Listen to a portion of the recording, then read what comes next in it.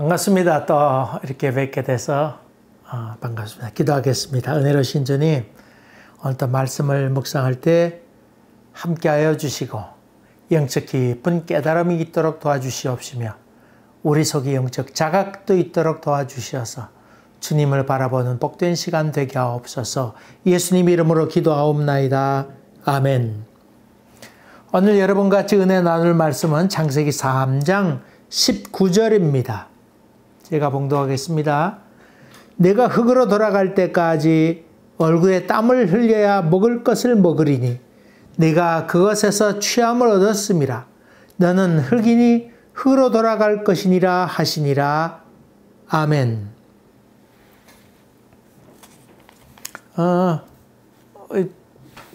팻말 뒤에 이렇게 붙어 있는데 종종 바뀌죠. 뭐 같은 갈 때도 있습니다만 제가 새긴 겁니다. 이거는 한자로 정아, 정자며 정자에다가 정하게 한다, 깨끗하게 한다. 그리고 밑에 나를 깨끗하게 한다. 그런 의미입니다. 정아. 그럼 참 귀한 말이죠. 자기를 깨끗게 한다고 하는 게 참 귀한 말이죠. 며칠 전에 창세기 3장 15절 최초의 복음에 대한 말씀을 드렸습니다만 오늘 조금 더 이어서 3장 19장 말씀을 같이 은혜 나누도록 하겠습니다. 너는 흙이니 하나님께서 뱀에게 먼저 찾아오셔서 저주를 하시고는 거기에 또한 희망을 또 선포하셨습니다. 뱀에게서 희망을 선포한 것 아니고 우리 인간에 대한 소망을 거기서 얘기했습니다. 여자의 후손이 너의 머리를 칠 것이다. 그래 최초의 복음이라는 말씀을 드렸습니다. 예수 그리스도의 탄생에 대한 이야기니까 그렇게 최초의 복음이라는 말씀드렸습니다. 이번에는 여자에게 찾아오셔서 내가 임신하게 될 터인데 해산의 수고를 하게 될 것이다. 그리고 남편을 섬기며 살게 될 것이라고 하는 말씀을 합니다. 그 다음에 또 아담에게 찾아오셔서 내가 땀 흘려야 된다. 수고해야 된다. 그리고 마침 나는 흙으로 돌아가게 될 것이다. 그렇게 말하고 있죠. 이 범죄한 인간의 모습 그리고 하나님께서 책임을 물으셔서 흙으로 돌아가게 될 것이다. 흙으로 돌아가게 될 것을 선포하고 있습니다. 이 관계가 깨어졌다고 하는 것이지요. 영적 질서가 무너진 그런 인간의 모습, 그것을 얘기하고 있습니다. 사람이 범죄하게 되면, 이 아담이 범죄의 사건을 보게 되면 자연과의 관계가 깨어지는 것을 보게 되지요. 땅이 소출내지 못하게 된다. 그래서 네가 땀 흘려야 소출이 나오게 될 거고, 엉겅퀴가 나오게 될 것이다. 그래서 땅의 저주를 받게 된다. 이 아담과 이브의 사건을 통해서 땅이 저주를 받게 되는 이 자연과의 관계가 깨지게 되는 것을 얘기하고 있죠. 더 중요한 것은 하나님과의 관계가 깨지게 됩니다. 에덴 동산에서 쫓겨나게 됩니다. 숨었습니다. 이런 관계, 이게 다 하나님과의 관계에서 깨진 관계지요. 자기 자신과도의 깨짐이 있습니다. 그것은 죄를 지었습니다. 깊은 죄책감에서 그는 숨고 두려워하게 됩니다. 누가 뭐라고 그러지 않았습니다만 그는 스스로 두려움을 느끼게 되고 자기 속에는 깊은 죄와 죄책감에 시달리게 됩니다. 자기도 믿지 못할 존재로 그렇게 스스로 여기게 된다고 하는 말이지요. 그리고 이 관계는 네 번째로는 다른 사람과의 관계에서 다 깨지고 맙니다. 오늘 3장 넘어가서 가인과 아벨 사건이 또 나오게 되지요. 가인과 아벨 사건에서 얘기하고 있는 것이 바로 그런 것입니다. 내가 내 형제를 지키는 자니까. 그런 사람과의 관계가 깨지게 되는 분열의 역사가 일어나게 되죠. 이렇게 생명을 잃은 아담과 이브에게 이 여자의 이름을 여기 하와라. 아담이 자기 아내 이름을 하와라. 그렇게 이름을 지었습니다. 하와라고 하면 생명이라는 뜻이지요. 뭐 성경에는 산자의 어머니가 된다 그런 말 했습니다만은 생명이라고 그렇게 부르게 되었습니다. 뭐 긍정적으로 본다면 이거 생명이니까 좋겠네 하는 생각이 아니고 사실은 생명을 잃어버렸으니까 아이고 우리가 생명을 내가 어쩌다가 이렇게 참 잘못해서 생명을 잃어버렸구나 하는 깊은 한탄의 얘기가 되고 아쉬움의 얘기가 되고 깊은 후회의 마음으로 그 아내의 이름을 하와라 이름을 지었습니다. 여러분 제 호는 이어입니다. 이어 물고기 2마리. 그래서 오병이어이지 않습니까? 그래서 저는 물고기 2마리 그랬더니 그래서 내가 우리 안 사람 보고는 얘기하기를 당신 호를 오병이라 지어라. 오병 떡 5덩어리. 그랬더니 뭐 싫다고 그러면서 자기는 뭐 유수가 좋다. 흐르는 물이 좋다고 그래가지고 뭐 유수라는데 뭐 쓸 일도 별로 없습니다. 하여간에 호를 이어라 찍었습니다. 여기 이렇게 표시가 되는데 요 제가 그림 서각으로 새긴 다음에는 물고기 2마리 이렇게 해서 꼬리를 달았는데 꼬리는 움직인다고 하는 것이니까 죽은 물고기가 아니고 산 물고기 이런 의미로 제가 만든 겁니다. 여러분 이거 이름을 하와라 지었다고 하는 말 가운데는 아담의 가슴 아픈 이야기, 아쉬움과 후회, 생명에 대한 그리움 이런 것들이 담겨 있다고 그렇게 볼 수 있지요. 하나님께서 인간에게 너는 흙이니 흙으로 돌아갈 것이라. 중요한 것은 하나님 형상대로 지었다고 하는 게 얼마나 중요한 것입니까? 많은 이제 보잘것없는 존재로 돌아가라. 그런 말이지요. 다시금 티끌로 돌아가는 존재가 되었다는 말입니다. 하나님은 인간에게 책임을 물으셨습니다. 얼마 전 5월 18일 날 민주화 운동 40주년을 맞이하게 되는데 누가 발포했나 하는 문제로 인해서 한동안 뭐 아직까지도 많이 결론을 내리지 못하고 있습니다. 전두환 같은 경우에는 참 무책임하고 비겁한 사람이다. 법정에 와서는 조는 척 하다가 뭐 일어난 척 하면서 또 자기가 아니라고 항변했다고 하는 얘기도 얼핏 내가 뉴스를 통해 봤습니다. 저는 한편 마음 가운데는 저런 사람을 꼭 법정에 세워야 하는가. 민족이 힘을 낭비하는 것이 참 아깝다. 시간도 그렇고 우리 에너지를 거기에 쓸 것까지 뭐가 있나 하는 생각도 같습니다. 그럴 가치도 도무지 없는 사람이다. 그런 생각을 합니다. 또 지만원 같은 사람은 또 뭐 북한에서 군인들이 내려왔다 그렇게 얘기하는데 여러분 그랬다고 하면 뭐 몇천 명인가 뭐 이렇게 몇백 명이 그건 모르겠습니다. 어쨌든 내려왔다고 하면 그거 다 총살감 아닙니까? 그 사람들이 내려올 동안 뭐 했단 말입니까? 그거 다 총살 당할 사람 많습니다. 책임져야 되죠. 그러나 우리가 그 사람들을 법정에 세우려고 하는 것은 이 전두환 같은 사람 법정으로 세우려고 하는 것은 진리를 세우고 정의를 세우기 위한 것입니다. 부당한 힘으로 권력을 갖든가 사람을 죽이고 정권을 가져가려고 했던 그리고 성공한 구테타는 정당화될 수 있느냐 하는 것에 대해서 아니라 하나님의 정의에서 아니라고 하는 것을 우리가 증명해 보여야 되는 것이지요. 그만큼 책임이 중요하다고 하는 것입니다. 여러분 그 2차 세계대전 때 유대인들의 학살을 많이 했던 사람 가운데 아히만이 있지 않습니까? 아히만이 아르헨티나에 숨어 있었을 때에 이 사람을 잡아온 사람이 그 모사드, 이스라엘 정보국의 모사드 대원이 있었는데 이게 여러분 몬트리올에 살다가 수년 전에 죽었습니다. 이 사람이 가서 아르헨티나에 있다고 한 사실을 알고 모사드 대원으로 가서 그 사람을 비행기 태워다가 이스라엘 법정에 세운 사람이 여기 모사드 대원에 여기 있었습니다. 근데 그 아히만을 거기 세웠는데 여러분 유대 법정에 세우는 것이죠. 유대 법정에는 공소시효가 없습니다. 전쟁을 범했던 사람들에 대해서 이런 사람들은 공소시효가 없습니다. 시간이 지났으니 뭐 아무 효력 없다 그런 말이 없습니다.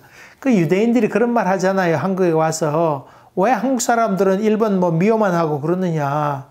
그러면서 뭐라고 그러냐면 일본에 전쟁할 때 많은 사람 한국 사람 학살하고 징용으로 끌고 갔던 그런 사람들을 잡아다가 법정에 세워라. 아니면 그 사람들을 죽이든가 법정에 세우라. 왜 그렇게 어정부정 그렇게 하고 있냐. 그런 얘기하는 것을 제가 이스라엘에 있는 사람들 통해서 들은 적이 있습니다. 그 신문에 났습니다. 하나님께서는 아담에게 그냥 좋은 거 좋다는 식으로 넘어가지 않았습니다. 아담에게 책임을 물으십니다. 그리고는 흙으로 돌아가라고 그렇게 말씀하십니다. 40년 전에 논산훈련소 연무대 교회 갔었는데 그때 하셨던 군목의 얘기를 기억합니다. 주일날 그 연무대 교회 이렇게 갔었는데 그 군목 목사님이 하신 말씀이 영혼 없는 인간이 값이 얼마인 줄 아냐고 그러면서 얘기하기를 사람 몸을 태우면 얼마나 뼈가루를 갈면 벽 요만큼 가로 세로 1m 정도 바를 정도의 횟가루가 나오고 그 다음에 못 한 개인가 두 개인가 못 만들 수 있는 정도의 철분이 나온대요. 요만한 못 하나만 정도. 그리고 인이 나오고 그 기름기 몸에 있는 기름기를 통해서 비누 한 덩 요만한 덩어리 하나 만들 수 있는 기름덩어리 나와서 당시 돈으로 환산해서 6불 50센트 6불 50대에 해당하는 것이 영혼 없는 인간의 몸값이다. 그랬는데 거기에 영혼이 담기게 되면 600만 불의 사나이가 된다. 그런 얘기하는 것을 지금도 기억합니다. 하나님을 떠난 인간, 신라곤의 인간, 죽음에 이른 인간의 가치가 얼마나 될까. 그런 생각해 볼 때에 참 아담의 신라곤 에덴에서 쫓겨나게 되고 흙으로 돌아가리라는 주님의 말씀을 들었을 때에 아담의 심정이 어떠했을까 하는 것을 생각해 보게 됩니다. 신약성경에 예수님을 찾아봤던 세리 삭개오 얘기를 알지 않습니까? 그가 키가 작아서 나무에 올라갔다 하지만은 키 작은 것은 둘째 문제입니다. 수많은 사람들이 거기 모였는데 세금 받는 사람이었고 이 세리가 상당히 높은 지위에 있었던 것 같습니다. 그런데 그 누구도 그에게 말 붙여주던 사람도 없었고 좀 비껴주는 사람도 없었다고 하는 이야기입니다. 하는 수 없이 그가 나무에 올라갔다 그 말이지요. 다시 말하면 이 삭개오는 살아있는 사람이었습니다마는 움직이는 사람이었습니다마는 이스라엘 사람들은 인간 취급하지 않았습니다. 왜냐하면 세금 받는 사람은 로마의 앞잡이라 생각해서 영혼을 팔아먹은 사람이니까 영혼 없는 사람과 같다. 그렇게 해서 가족들은 이 삭개오 같은 사람에게 장례식을 이미 치렀습니다. 우리 가족이 아니다. 이제 죽은 사람이라 생각해서 지나가도 말도 붙이지 않았다고 하는 말입니다. 영화 가운데 여러분 지붕 위의 바울이라는 영화 있지 않습니까? 그 내용 가운데는 이방인과 결혼하는 사람의 모습이 나오는데 이방인과 결혼했으니까 영혼을 팔아먹었다 생각해서 지나가는 사람들이 말 하나 붙이지 않습니다. 지나가지만은 시체가 지나가보다 생각하지 또 말도 걸지 않습니다. 너는 흑인이 바로 이런 영적 상태를 이야기하고 있습니다. 저는 성경을 보면서 이 아담이 가졌던 마음이 어떠했을까 추측해 보는데 이런 상태 아니었을까요? 성경에 보면 그 초대 왕 사울이 있지 않습니까? 이 왕이 없을 때 처음으로 사울이 베냐민 지파 제일 작은 지파 가운데서도 아주 키는 하나 크고 키는 껑충 크면서 그러면서 아주 작은 부족 가운데 한 사람이 왕으로 세움을 받았는데 사람들이 다 무시했잖아요. 지파도 작았지만 그때 왕이 뭔지 알았어야죠. 그러니 통치하기가 얼마나 힘들었을까요? 다 완전히 통일된 것도 아닌데 경험도 없는 데다가 듣고 본 거 있어야 될 것 아니에요. 앞에 있던 왕들이 이렇게 했다 저렇게 했다 하면 그거 보고 따라하면 될 텐데 여러분 요즘 금수저 하는 이유도 딱 그런 것 아닙니까? 맨 땅에 선다고 하는 게 쉬운 일이 아니었는데 그런 점 보면 사울이요 참 힘든 일을 감당했다고 생각해 볼 수 있죠. 안쓰럽습니다. 더군다나 이 사울이 왕이 된 이후에 그 아들 요나단에게 왕위를 물려주고 싶은데 다윗이란 똑똑한 사람이 나옵니다. 그걸 보고는 이 사울이 자기 아들이 왕위가 올랐으면 좋겠는데 다윗이 왕 될 것을 그건 알고는 괴로워합니다. 그러니까 더 다윗을 죽이려 하지 않습니까? 그리고 한때 다윗을 잡으러 갔다가 하나님의 영이 임해서 그가 예언도 했다는 말도 나오지 않습니까? 그러니까 그 당시만 해도 하나님의 영이 임해서 또 사무엘이 있어서 자기 얘기를 하면 그가 기도해서 예언의 말씀을 들려주기도 하고 또 자기 아까 얘기한 것처럼 하나님의 영이 임해서 자기도 느끼기도 하고 했었는데 블레셋 사람이 쳐들어온다고 하는 소식을 듣게 되었습니다. 사무엘도 죽었고 하나님과의 교제 관계가 끊어져서 하나님께 꿈으로나 우림이로나 또 선지자로 말하지 않은 것을 보고는 그가 괴롭고 하다가 하는 수 없이 신접한 여인을 찾아 나섭니다. 두 신하와 함께 자기는 변장하고 신접한 여인을 찾습니다. 사실 사울은요, 성경 말씀대로 신접한 사람들 다 잡아 죽였습니다. 그러니 신접한 여인도 도망갔을 거 아니에요. 그런데 오죽했으면 자기가 때려 죽였던 수많은 사람들이 있는데도 불구하고 도망간 그 여인을 찾아서 가게 됩니다. 그리고는 거기 가서 내가 당신이 왜 날 찾아왔냐고 알아보고는 당신이 왕 아느냐고 얘기하게 됩니다만 내가 암만 해도 하나님께서 꿈으로나 여러 가지 면으로 응답하지 않노라고 그렇게 고백하면서 사무엘을 불러줄 것을 요청하게 됩니다. 그리고는 예언의 말씀을 듣는데 네가 죽을 것이다. 그 말을 듣고는 이 사울은 완전히 기력을 잃어버리고 거기에 엎어집니다. 두려움과 그리고 기력도 없어지게 되고 이 신접한 여인이 있었는데 이 사울은 그 말 듣고는 하루 밤낮 음식도 먹지 못했고 그 여인이 와서 자꾸 음식을 권해도 도무지 먹어내지는 못합니다. 그래도 당신이 가야 될 거 아니냐고 그래서 신접한 여인이 준비한 음식을 먹고는 떠나오게 되는 장면, 기가 막힌 장면을 보게 됩니다. 이런 장면을 바라보면서 하나님의 영을 떠난 인간의 모습. 아담이 너는 흙이니 흙으로 돌아갈지라. 이 말 들었을 때 사울이 받았던 절망과 기가 막힘, 기력이 쇠진해서 도무지 움직일 수 없는 상황에 처했던 이 사울의 모습과 같지 않았을까?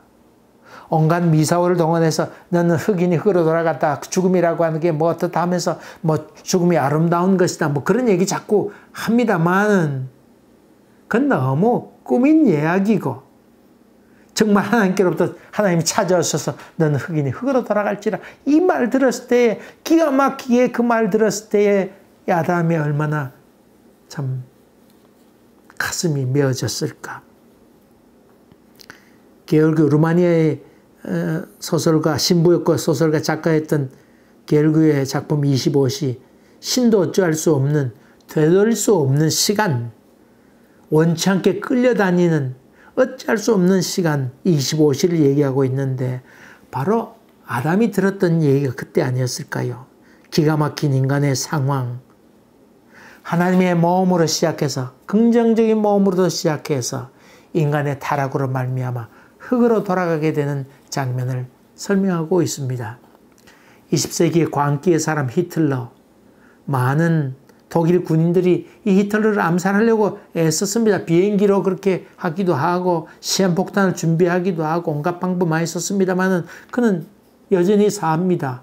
그러면서 이 히틀러는 자기를 돌보지 못하고 신이 자기를 지킨다고 하는 생각을 갖습니다.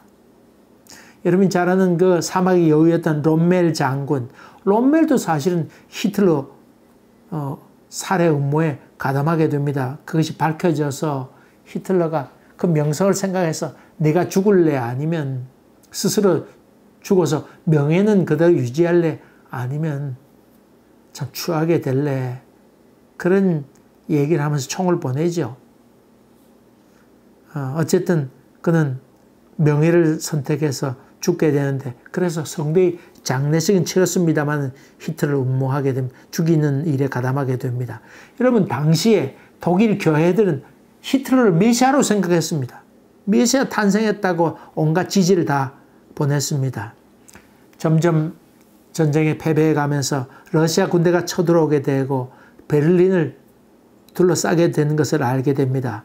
그리고는 지하에서 에바 브라운과 결혼하게 됩니다. 그 전까지는 한 여자를 사랑해서 결혼 가정을 꾸민다고 한 것은 전쟁하고 있는 마당에 누가 된다고 생각해서 그는 결혼하지도 않았는데, 이제는 결혼식을 올려야 되겠다. 그래서 그 에바 브라운은 청산가리를 먹고 히틀러는 총으로 자살하게 됩니다. 그 유서에 보면 죽으면서도 변명을 넣었습니다.